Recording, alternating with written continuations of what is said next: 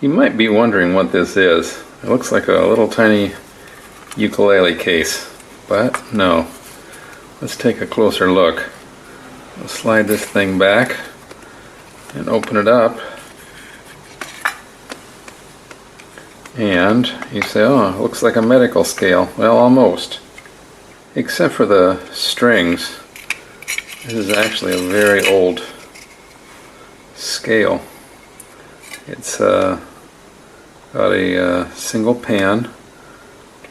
This is the beam, and this is the counterweight, which you would slide over here like that. It has all these very small markings on here. These are scales, and this is where you held on to it.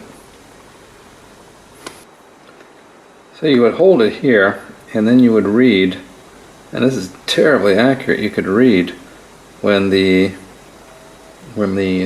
beam was exactly level. You can see that little needle. You can see the markings on here. They're very accurate. There's different sets of markings. There's some up here that begin over here. There's some on this side which are very far apart. There's some Chinese character here. And there's those. And then there's these, which are highly graduated that begin at the balance point. This is the weight we saw earlier. It's hung on there by a string, and this piece comes out of there. You can see the string is actually attached to that. We saw different scales on the balance beam, and my guess is that this could be exchanged and you could use those 3 different scales depending on which weight you used. So this was the counterweight on it. You can see the indicator is very precise. This is the hook that the pan is hung from. And these different strings, I'm assuming, are used for some of the different scales, some of the different weights. The closer you move this way, the heavier things you can weigh.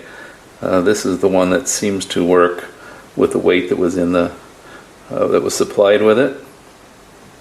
And then I guess if you had heavier weights or heavier objects, whatever, you could use these other strings which are kind of in the way. But